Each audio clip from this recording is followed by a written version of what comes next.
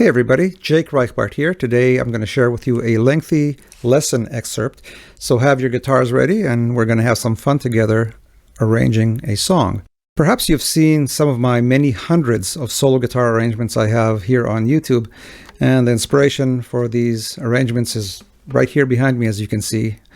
I grew up with these vinyls, and I draw pretty much from any kind of style imaginable, from the pop music of the past 100 years, everything from Glenn Miller to Van Halen, Alan Holdsworth to Motown, and pretty much anything in between. Beatles, I have perhaps 25 Beatles song arrangements, 20 Steely Dan song arrangements, same for Stevie Wonder, rock, hard rock, Deep Purple, Led Zeppelin, and of course tons and tons of classic jazz standards from the 40s and 50s, bebop, dance tunes, movie themes.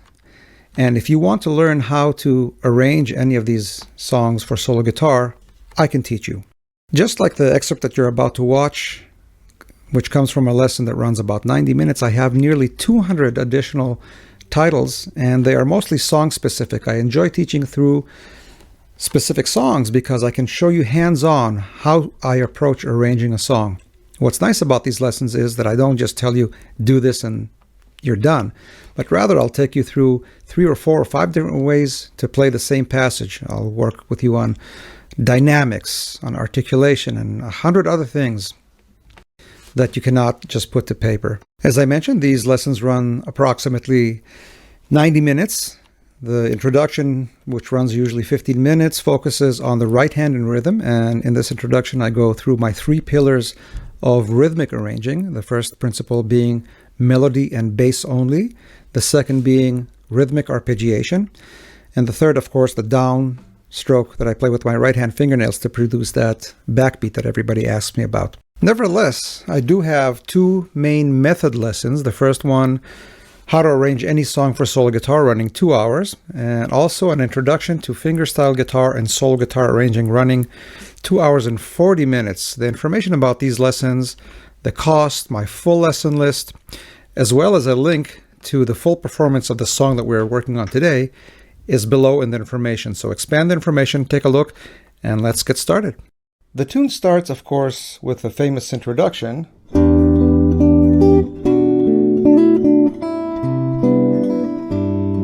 And so forth.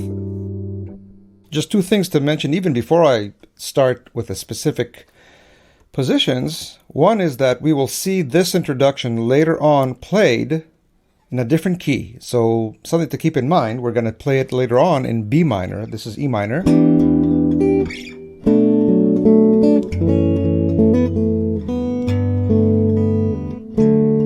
We will see that a little bit later, so just something to keep in mind. And the other thing, right off the bat, it's interesting to point out, I mentioned in the introduction this whole concept of arpeggiating. And usually this is something that, well, 99% of the time in the body of the song, as the song goes on, I use this arpeggiation to promote the rhythm.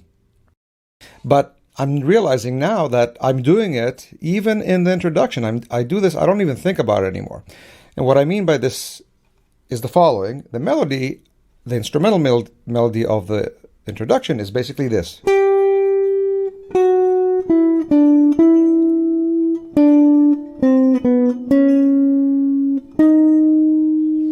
And so on. But when I play it, I actually play.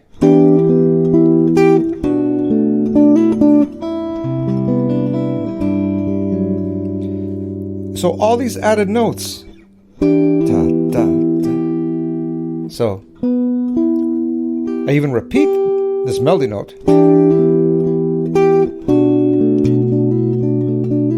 I even do a little hammer on there, which I don't think exists in the original song, but I do it not for the melodic purpose of moving this melody, but rather rhythmic, just to continue to do things in the underlying subdivision all the time. The more of these time parts you play, the more accurately you illustrate the rhythm as it goes by.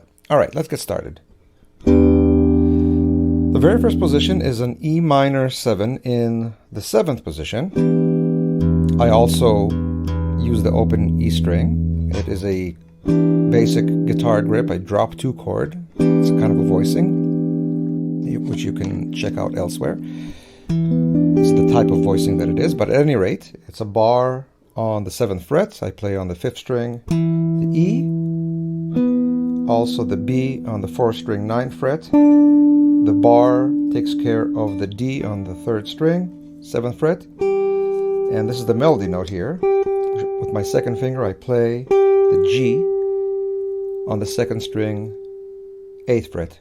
And as I mentioned, I arpeggiate it a little bit. When I first hit the notes together, I played as a 7th chord, but then I'm realizing, even now as I'm describing, I'm finding things that I'm doing. I put my finger back on this E so the arpeggiation doesn't sound. When you separate these, all of a sudden it sounds like a G chord, which is not the intent here. It's an E minor chord, so I find myself covering this E. So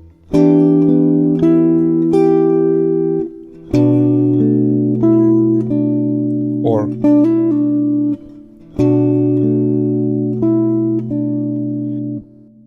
my finger now, my first finger is in the same position, 7th fret, but I move my finger up to capture the B in the bass. And this is a very basic one finger type fingering for a B minor 7. So the notes are the B, and also on the same fret, the A, D, and F sharp on strings 4, 3, and 2. I add these melody notes. Again, the E to the D on the 3rd string. I'm pretty much all in the same position. You notice that every time I kind of, my hand comes down, it arpeggiates a few more notes. Sometimes I do it in da da da da da da da, and every once in a while I squeeze in a yet further subdivided note. Obviously not all the time. That's way too much. But every once in a while, if you throw in one of those extra subdivided notes, it helps too. So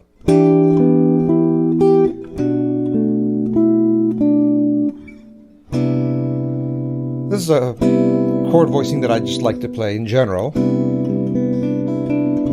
It takes advantage of something that's unique to the guitar, which is open strings along with fretted notes further up the neck. What this is, if I have to give it a name, which I don't like to do, but I will anyway, is a C major 9, I think it would be called C major 7 with a 9th. And it's not really different than this, which you can also use if this is more a little bit easier for you. Again, it's a classic drop 2 grip for C major 7 in the 3rd position. Really, it's the same chord with the addition of the 9th. So how do I achieve this? I take this E note on the 2nd string, 5th fret, and instead of playing it here, I play it open. And then instead, on this string, I play the D. So that's the 9th. So basically it's the same chord if I just play the 5th, 4th, 3rd, and 1st strings, and now I have an extra note available here. The fingering is a little bit awkward because normally there's something that you would bar because you have notes on the 3rd fret, the C as well as the D. But since I want to play the open E, I will play these two notes with separate fingers, the C and D, and then add these. So from the bottom, the notes are C, G, B, D, and E. From the top,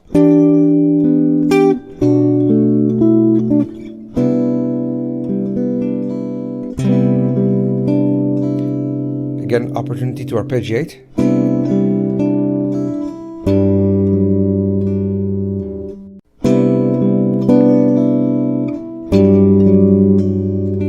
So we actually have one note in common, that is the D.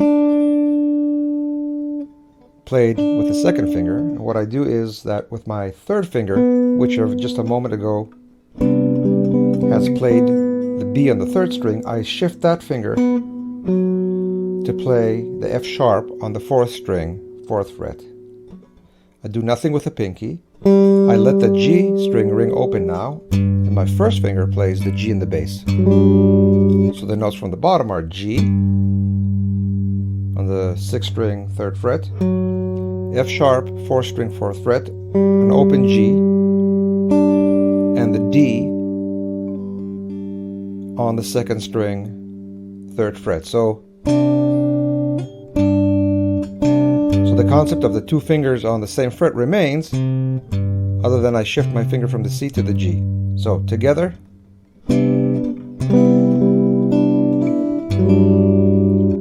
So once more from the top.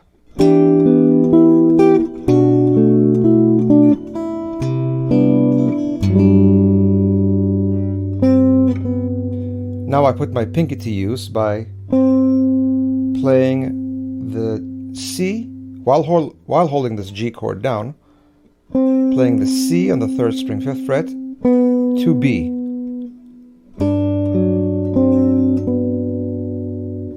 From the C.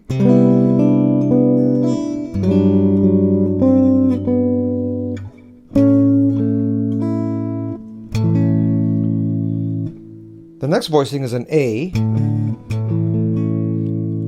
which I play.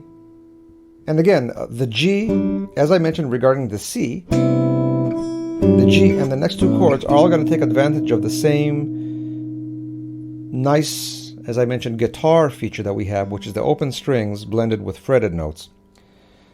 So this voicing is played on, from your angle, it looks like I'm just playing an A bar chord on the fifth fret, because you're just seeing the fingers from up front, but actually my first finger is not laying down as a whole bar. It is only playing on the bottom string, the A on the fifth fret, and as a result these two strings 1 and 2 are open, so that's E and B, and along with it I'm fretting the notes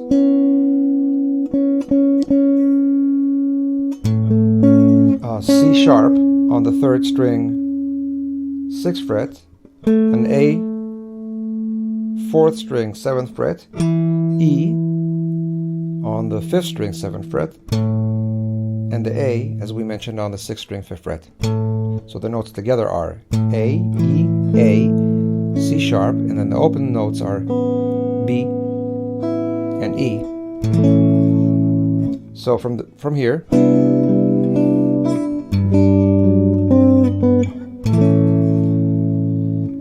the melody note is the C sharp. So that would be enough just to illustrate that point, these bottom four notes. But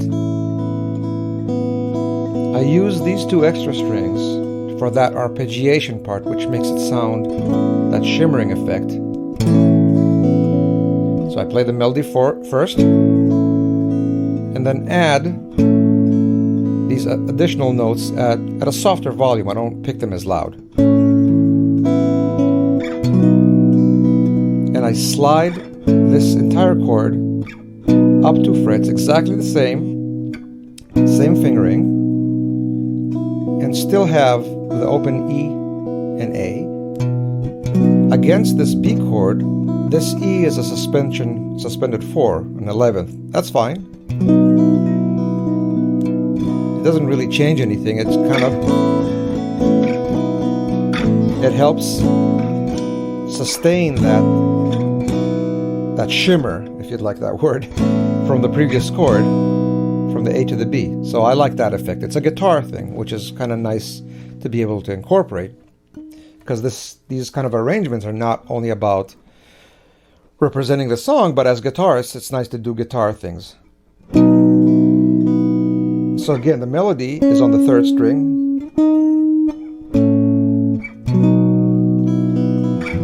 But in the case of both chords, I'll use these open strings to do that arpeggiation.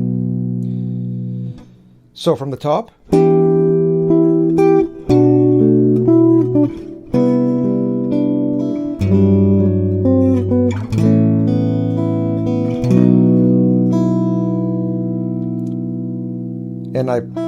an E just before the end.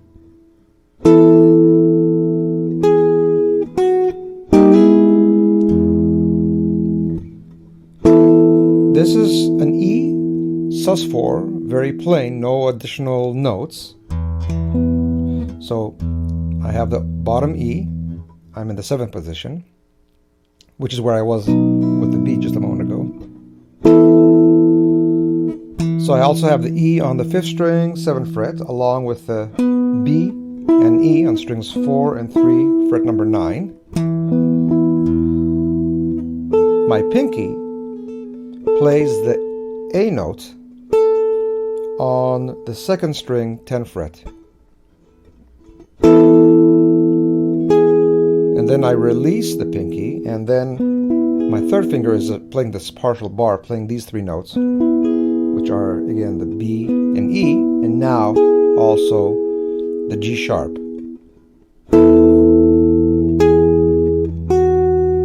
Then I play a single note. I could probably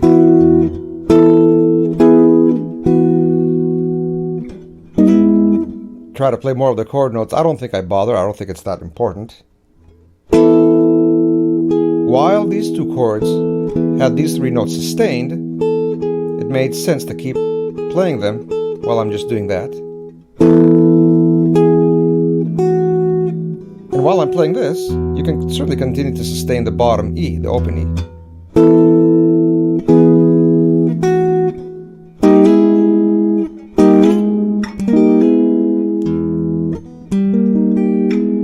Of course, we don't sit on this chord, we just slide up. What this is another E chord, but with the 3rd, the G sharp in the bass. So it's the same 3 notes we played on strings 4, 3, and 2, except that instead of playing them with the 3rd finger, we now play them with the 1st finger, and we play the G sharp in the bass, which is on the 5th string, 11th fret, but to get to this position, we slide in from 1 fret below. I won't even bother mentioning the name of this chord. It doesn't matter. It's not a real chord.